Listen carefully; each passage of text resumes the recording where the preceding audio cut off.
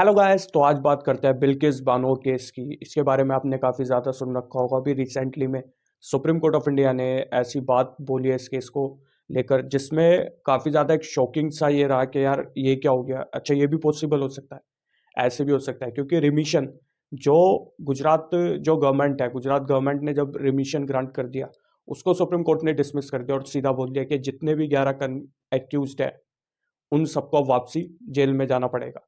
तो देखते हैं इसमें क्या हुआ था, केस क्या था क्या नहीं था। इस वीडियो में मैं आपको ना एक सिंपल वे तरीके से समझा दूंगा, ताकि एटलीस्ट आपको नॉलेज हो जाए कि हाँ यार इस केस में ये हुआ था और इस वजह से सुप्रीम कोर्ट ने ये डिसमिस कर दिया, सिंपल वे तरीके से।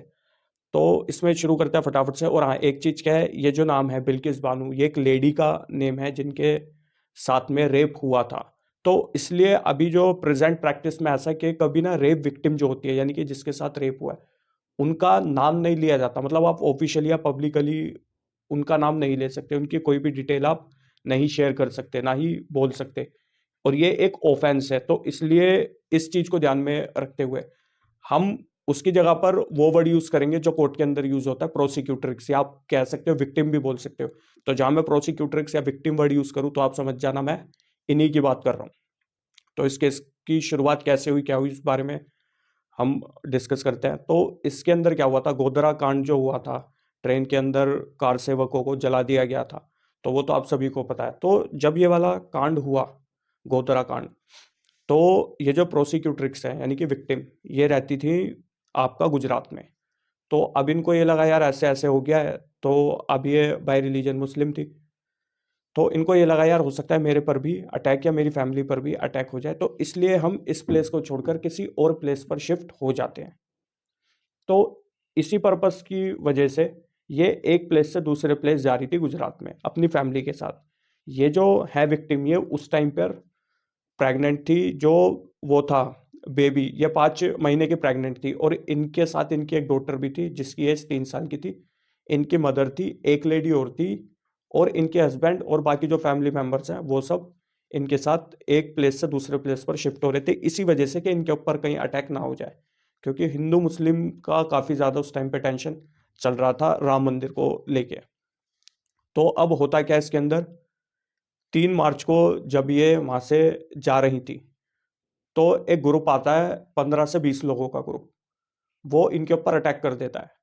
अब वो जो अटैक करता है ग्रुप, उसमें क्या होता है कि इनके साथ रेप किया जाता है। 3 लेडी के साथ रेप होता है। किसके साथ? एक यही जो मेन विक्टिम है, ये मदर, और एक और थी उनके साथ में, और इनकी जो 3 साल की डॉटर थी वो इनके हस्बैंड और अदर फैमिली मेंबर्स को इनकी आंखों के सामने मार दिया जाता है जान से। ये 15-20 ग्रुप, जो लोगों का ग्रुप था, उनके द्वारा।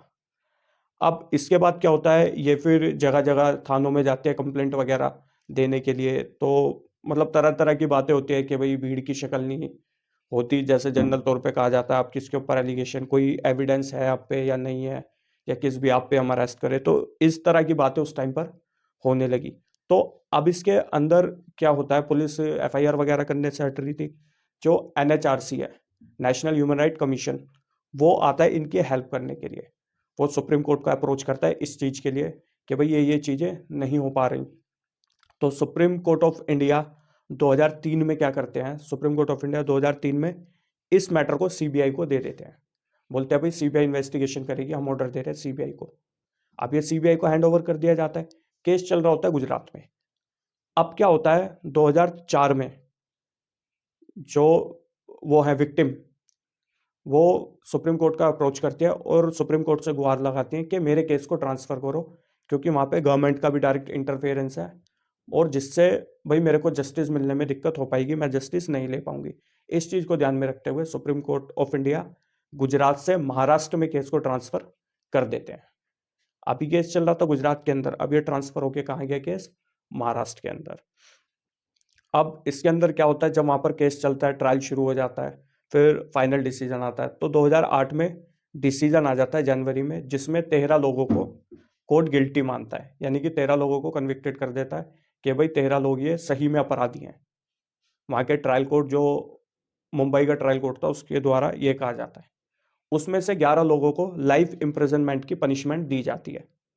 13 में से 11 लोगों को बोल दिया जाता है भाई इनको तो लाइफ इम्प्रिजनमेंट की पनिशमेंट दी जाएगी। अब उसके बाद क्या होता है, फिर ये अपील लगाते हैं। अब अपील कहाँ लगाएंगे, अपील लगाएंगे ये हाई कोर्ट में। तो ये जब बॉम्बे कह लो, मुंबई कह लो, वहाँ की जो हाई कोर्ट है वहाँ पर ये अपील लगाते हैं, तो वहाँ से भी इनकी को कुछ ज़्यादा खासा रिलीफ नहीं मिलती। और 2017 में बॉम्बे हाई कोर्ट का ऑर्डर आ जाता है जिसमें ये कन्विक्टेड ही रहते हैं कि भाई इनकी लाइफ इम्प्रिजनमेंट वाली पनिशमेंट चलेगी, इनकी अपील डालने का कुछ खासा फायदा नहीं होता। एक तरह से डिसमिस ही हो गई वो अपील। अब क्या होता है, इसको लेकर अब ये कहते हैं, इनमें से जो एक को एक्यूज है, वो क्या करता है, वो सुप्रीम कोर्ट अप्रोच करता है और ये बोलता है भैया मैंने 14 साल तो जेल में काट ली, तो मेरे को रिमीशन ग्रांट कराओ। अब मैं आपको यहाँ पे बता दूं रिमीशन ये वर्ड क्या है, क्यों बार बार इसका जिक्र हो रहा है।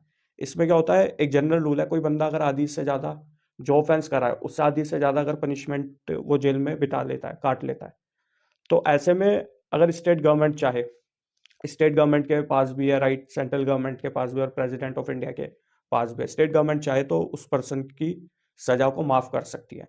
माफ करने का रीजन क्या है कि भाई उसको एक चांस दिया जाए ताकि भाई वो अच्छी तरह से सोसाइटी में रहे। ये रीजन होता है, मतलब रिमीशन इसको कहा जाता है। तो यहाँ पर स्टेट गवर्नमेंट द्वारा दिया जाना है। तो जब ये सुप्रीम कोर्ट ऑफ इंडिया जाते हैं, को एक्यूज एक बोलता है कि भाई मैंने 14 साल की जेल में काट ली, अब मेरे को रिमीशन ग्रांट करो, मतलब बताओ कैसे क्या करना है। तो ऐसे में सुप्रीम कोर्ट ऑफ इंडिया कहते हैं भैया जो आपकी अप्रोप्रिएट गवर्नमेंट है आप उसको जाके अप्रोच करो, हमारे पास क्यों आए हो। अब ये पर्सन क्या करते हैं उसके बाद, ये फिर गवर्नमेंट को अप्रोच करते हैं। यहाँ पे मैंने एक वर्ड यूज करा है अप्रोप्रिएट गवर्नमेंट, जो बहुत खासा मेन रोल प्ले करा उसने, इस वर्ड ने, इस पूरे मैटर के अंदर। अब होता क्या है, 2022 अगस्त में जो प्रोसिक्यूटर्स हैं उनको और पूरे देश को पता लगता है कि भाई ऐसे ऐसे जो 11 लोग जो कन्विक्टेड थे उनको रिहा कर दिया गया है। ये बात जैसे ही आती है 15 अगस्त को, काफ़ी ज़्यादा बवाल मच जाता है, जगह जगह पर लोग अपने अपने ओपिनियन इसके अंदर देने लगते हैं। कोई कहता है ठीक हुआ, कोई कहता है नहीं गलत हुआ। तो इसमें तरह तरह के डिफरेंट डिफरेंट व्यूज़ आने लग गए थे। अब इनका स्वागत भी माला वाला पहना के, जैसा पता नहीं बहुत ही बढ़िया इन्होंने काम करा है, बहुत बढ़िया तीर मार के आए हैं ये, इस तरह से इनका स्वागत है। पिक मैं लगा दूंगा, देख लो पिक कैसे इनका स्वागत किया गया था। तो ये सब देख के भी लोगों को लगा है, वही डिफरेंट डिफरेंट सबके ओपिनियन आने शुरू हो गए थे। अब इसके बाद क्या होता है भाई, इनकी जो सजा है वो माफ़ कर दी जाती है और इनको रिहा कर दिया जाता है। अब ऐसे में जो जाहिर सी बात है जो अपोजिशन पार्टी है वो कुछ ना कुछ करेंगे। अब ऐसे में वो पीआईएल वगैरह सुप्रीम कोर्ट ऑफ इंडिया में डालनी शुरू कर देते हैं। अब इसी दौरान जो विक्टिम थी, जो विक्टिम है प्रोसिक्यूटर्स, वो क्या करती हैं, वो भी सुप्रीम कोर्ट ऑफ इंडिया में आर्टिकल 32 के द्वारा पिटीशन डालती हैं, जिसमें वो ये जो रिमिशन दिया था इसके लिए वो चैलेंज करती हैं। अब इसके अंदर क्या होता है, फिर वो हेयरिंग वगैरह चलती रहती है। अप्रैल 2023 में ये डालती हैं और 2 जजेस की जो बेंच है उनके पास ये मैटर चला जाता है। अब उसमें क्या होता है, डेटें पड़ती रहती हैं, कुछ आर्ग्यूमेंट्स वगैरह होते रहते हैं, वो डीप में जाना ज़रूरी नहीं है। अब जनवरी फर्स्ट वीक के अराउंड में क्या होता है, डिसीजन आ जाता है सुप्रीम कोर्ट ऑफ इंडिया का, जिसके अंदर ये बोला जाता है वो जो रिमिशन था वो हम डिसमिस कर रहे हैं और ये जो 11 एक्यूज थे इनको बोलो फटाफट से सरेंडर करें। अब इसमें कई क्वेश्चन ऐसे आए जिसका सुप्रीम कोर्ट ऑफ इंडिया ने जवाब दिया। डिफरेंट डिफरेंट व्यूज़ के ऊपर सुप्रीम कोर्ट ऑफ इंडिया ने इसके अंदर बात करी। अब वो क्या क्या व्यूज़ हैं, क्या जजमेंट, जो ये जजमेंट है इसके क्या क्या मेन मेन पॉइंट है, उनके ऊपर बात करेंगे। अब इसके अंदर क्या होता है, सबसे पहली जो बात आती है ये आती है कि भाई ये जो विक्टिम है इन्होंने जो पिटीशन फाइल करी आर्टिकल 32 के अंदर, ये मेंटेनेबल थी या नहीं थी। मतलब ये एक तरह से इसको एक्सेप्ट किया जा सकता था सुप्रीम कोर्ट द्वारा या नहीं। अपोजिट पार्टी जो काउंसिल थे वो इस चीज़ को अपोज कर रहे थे, लेकिन इधर से कह रहे थे। तो इसमें सुप्रीम कोर्ट ऑफ इंडिया ने क्लियरली मेंशन करा भाई आर्टिकल 32 के थ्रू अगर ये आई है तो ये मेंटेबल है। ऐसा कहीं भी मतलब 1% का भी शक नहीं है कि ये मेंटेनेबल नहीं है। पहली चीज़ है। दूसरी चीज़ है, फिर ये बात आई जो पीआईएल वगैरह डाली, अपोजिट जो पॉलिटिकल पार्टीज वगैरह हैं जो रूल में नहीं है उनके द्वारा ये जो डाली गई पीआईएल वगैरह, क्या ये मेंटेनेबल है या नहीं है। तो इसमें सुप्रीम कोर्ट ऑफ इंडिया ने क्लियरली ये कहा कि भाई अब जब खुद ही जो मेन विक्टिम पार्टी है, जो सफरर पार्टी है, जब उसने ही खुद कोर्ट को अप्रोच कर लिया तो इन सब की पीआईएल वगैरह डालने की मेंटेबिलिटी नहीं बनती। तो इस वजह से कोर्ट ने साफ कह दिया कि भाई ये मेंटेनेबल नहीं है पीआईएल जो डाली गई है, क्योंकि इसके अंदर जो विक्टिम है वो खुद ही जब कोर्ट को अप्रोच कर गया तो फिर बाकियों का क्या ही फायदा। अब इसके अंदर आते हैं मेन बात पर, जो अप्रोप्रिएट गवर्नमेंट है। तो जो आपका जो सीआरपीसी अगर देखोगे अभी हम बात करेंगे सीआरपीसी की। सीआरपीसी के अंदर सेक्शन अगर बात करेंगे तो 432 जो सेक्शन है वो रिमिशन के बारे में बात करता है। तो उसमें अप्रोप्रिएट गवर्नमेंट का वर्ड एक यूज किया गया कि भैया रिमिशन होगा अप्रोप्रिएट गवर्नमेंट के द्वारा, रिमिशन होगा। अब ये अप्रोप्रिएट गवर्नमेंट है कौन सी, तो मैं इसमें आपको बताता हूं। आप अगर देखोगे तो सब क्लोज 7 देखना आप, कौन से सेक्शन का, 432 का सब क्लोज 7, वो अप्रोप्रिएट गवर्नमेंट के बारे में बता रहा है। तो क्लियरली वहां पे मेंशन है कि भाई रिमिशन वही गवर्नमेंट कर सकती है जिस गवर्नमेंट की, जिस स्टेट की गवर्नमेंट में, यानी जिस स्टेट में ये सजा दी गई है कोर्ट द्वारा। अब इधर वो अप्रोप्रिएट गवर्नमेंट है, ठीक है। अब इधर रिमिशन किसने ग्रांट करा, रिमिशन किया गुजरात की गवर्नमेंट ने। बट ट्रायल कहाँ चला, इसका डिसीजन कहाँ आया, इनको जो पनिशमेंट हुई कहाँ हुई, वो हुई मुंबई में, यानी कि महाराष्ट्र स्टेट में। तो जब महाराष्ट्र स्टेट ने पनिश करा है तो ऐसे में गुजरात गवर्नमेंट को किसने राइट दे दिया रिमिशन का, क्योंकि केस ट्रांसफर होके चला गया था, जो मैंने आपको स्टार्टिंग में बताया था। जो विक्टिम है उन्होंने अप्रोच करा सुप्रीम कोर्ट ऑफ इंडिया को, बोला मुझे मतलब जो गुजरात गवर्नमेंट का इंटरफेरेंस वगैरह लगता है तो इसलिए मेरे केस को ट्रांसफर करो। तो सुप्रीम कोर्ट ऑफ इंडिया ने गुजरात से इसको महाराष्ट्र में ट्रांसफर कर दिया था। तो जब महाराष्ट्र के अंदर ये केस ट्रांसफर हो गया और महाराष्ट्र गवर्नमेंट ने, मतलब महाराष्ट्र की कोर्ट ने जब पनिशमेंट सुनाई है, तो गुजरात गवर्नमेंट का कोई राइट रिमिशन का नहीं बनता। तो एप्रोप्रिएट गवर्नमेंट यहां पर गुजरात नहीं, यहां पर एप्रोप्रिएट गवर्नमेंट हो गई महाराष्ट्र। इस पॉइंट को लेके भी सुप्रीम कोर्ट ऑफ इंडिया ने क्लियर लिखा कि ये तो डिसमिस होना बनता ही है रिमिशन।